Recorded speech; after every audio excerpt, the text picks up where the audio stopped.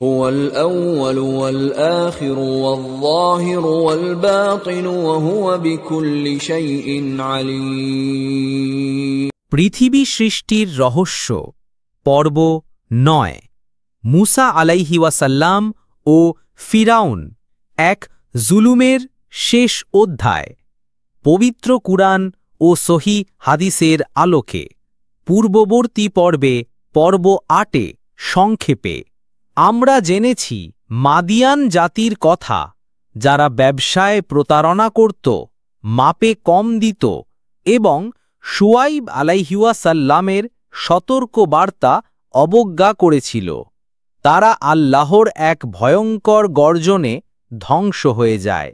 মুসা আলাইহিওয়াসাল্লামের আগমন, জুলুমের মধ্যে জন্ম, ইতিহাসের এক অন্ধকার অধ্যায়।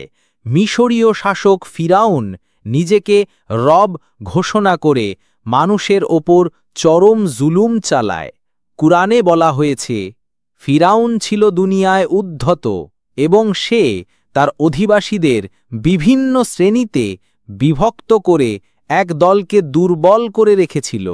সে তাদের পুত্রদের হত্যা করত এবং নারীদের জীবিত রাখত।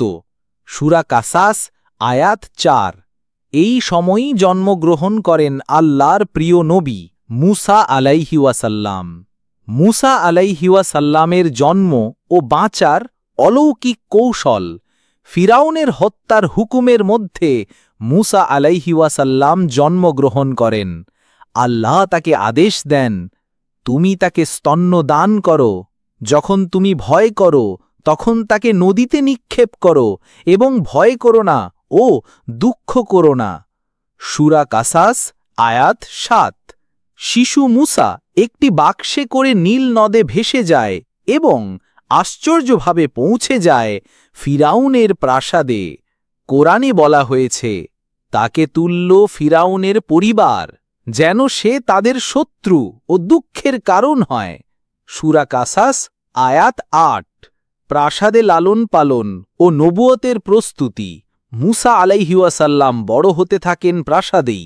পরে এক মিশরীয়কে ভুল করে হত্যা করার ঘটনায় তিনি শহর ছেড়ে পালিয়ে যান এবং আশ্রয় নেন মাদিয়ান এলাকায়, যেখানে তিনি শুআইব আলাইহিওয়াসাল্লামের কন্যাকে বিবাহ করেন এবং ৮-১০ বছর কাজ করেন। সেখান থেকে ফেরার পথে তুর পাহাড়ে তিনি আল্লাহর ডাকে নবুয়তের দায়িত্ব পান। আল্লাহর আহ্বান ও মিশনে প্রত্যাবর্তন। আল্লাহ বলেন, হে মুসা, আমি তোমাকে আমার রিসালাত ও বাণী দিয়ে সম্মানিত করেছি। যাও, তুমিও তোমার ভাই আমার নিদর্শন নিয়ে এবং আমার স্মরণে অলস হইও না। সূরা তহা আয়াত ৪২-৪৩। তিনি ফিরাউনের কাছে যান আল্লাহর একত্বের দাওয়াহ নিয়ে। দাওয়া ও ফিরাউনের ঔদ্ধত্য। ফিরাউন বিদ্রূপ করে, তোমাদের রব কে? মুসা বলেন, আমাদের রব সেই যিনি সবকিছুকে সৃষ্টি করেছেন ও পথ দেখিয়েছেন। সূরা তহা আয়াত ৪৯-৫০। ফিরাউন সুরে পাল্টায়, জাদুঘর আনে মুসার বিরুদ্ধে। মুজিজা ও জাদুঘরদের ঈমান আনা। মুসার লাঠি সাপ হয়ে জাদুঘরদের জাদু গ্রাস করে নেয়।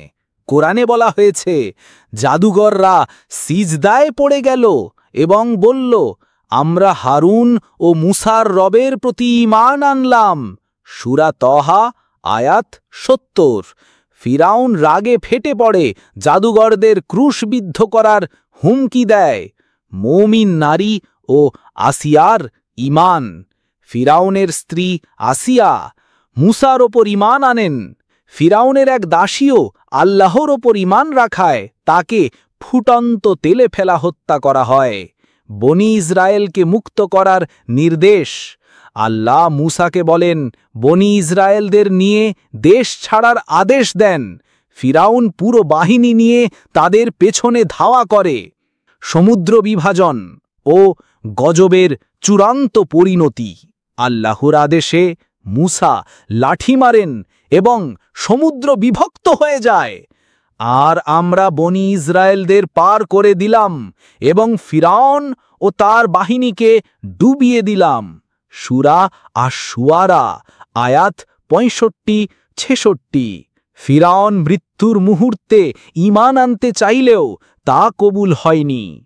আজ আমি তোমার দেহকে রক্ষা করব যেন তুমি তোমার পরবর্তী লোকেদের জন্য নিদর্শন হয়ে থাকো।